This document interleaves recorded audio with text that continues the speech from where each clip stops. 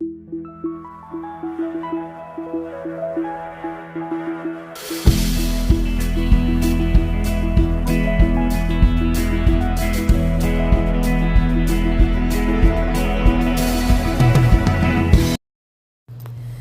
everyone, today we have two flat palettes that I picked up at Dollar Tree, one 6.5 by 6.5 piece of wood and two craft sticks.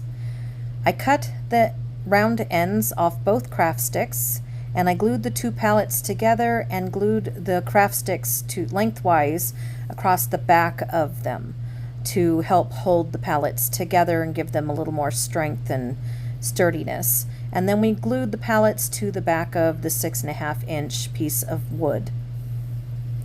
And now we're painting a good coat of Waverly Moss chalk paint all over the entire craft. The paper on the bottom right hand side with the bird on it is a piece of rice paper that I got from, I believe, decopodcentral.com.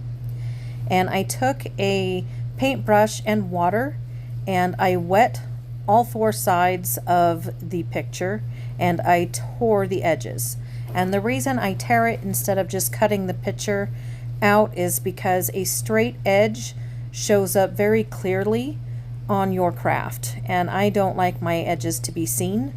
So when I work with napkins or rice paper, I tear the edges and the edges blend really well into the background so that they are not seen, usually.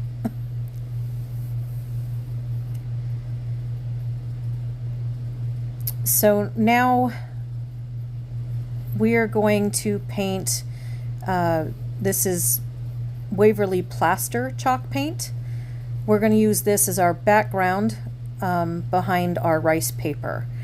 The reason we do this is because a darker color will show through the rice paper when you glue the rice paper on and make your picture too dark to be seen.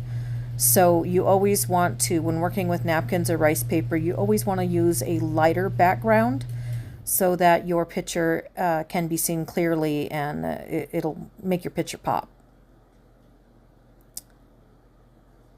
Here I'm just doing some touch-up painting because I used a fan brush on this instead of, really it needed a finer brush, so that plaster paint kind of got everywhere.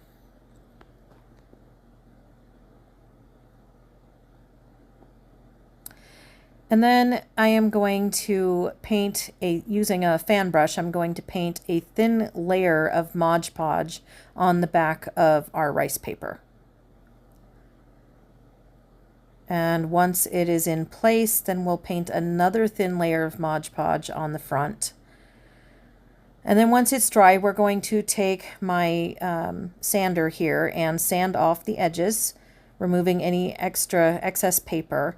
And then we're going to use this disposable fingernail file.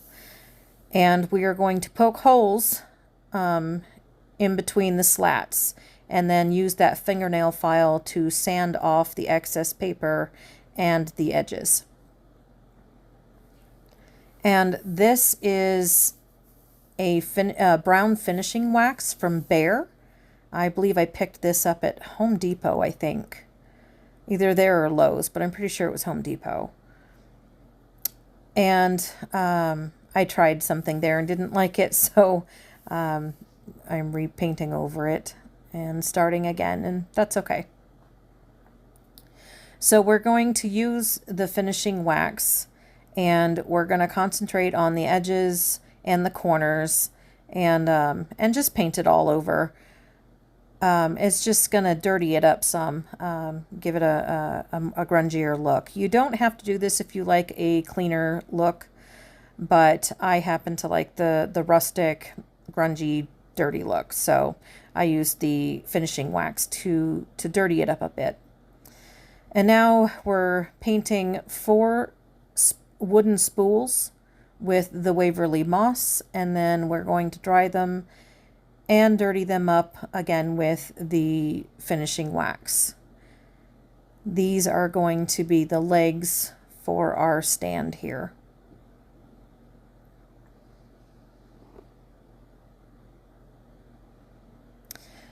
And then once you hot glue the legs underneath, you just need to be very careful that you space them evenly.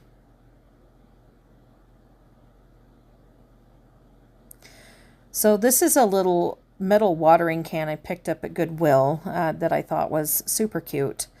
And I am using Burnt Umber by Apple Barrel and a sponge brush to paint it with.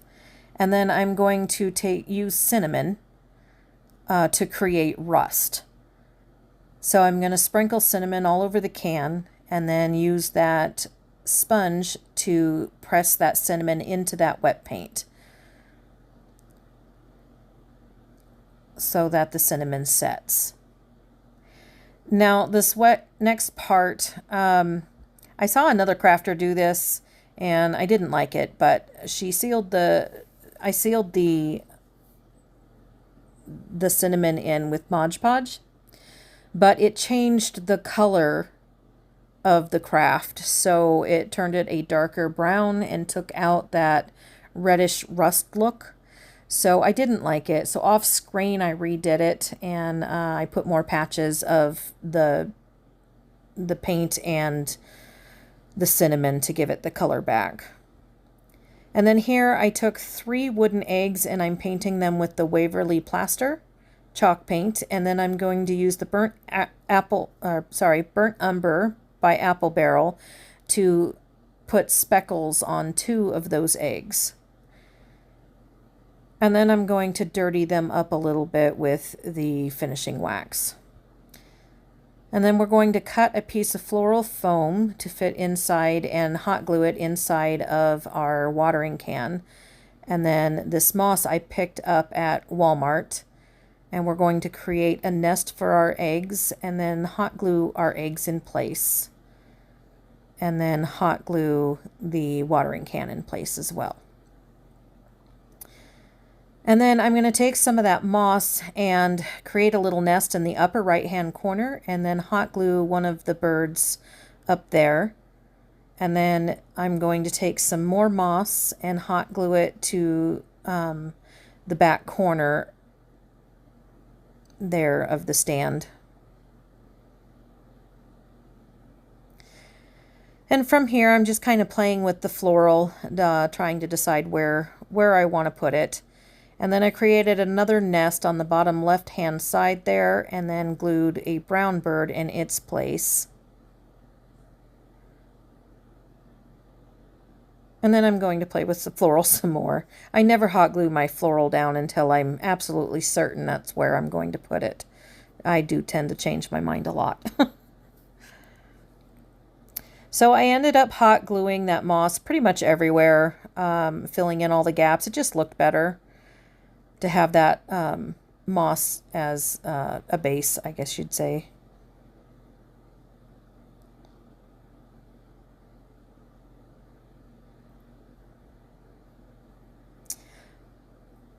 But I decided that I wanted to create a burlap bag with the word seeds written across it instead of putting flowers on that bottom right hand side.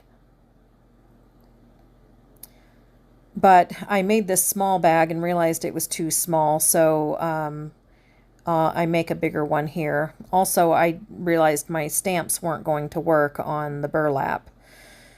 So I glued 2 pieces of burlap together, hot glued them, and then turned it inside out. And then I hand painted the word seeds across the bag, and I stuffed it full of tissue paper.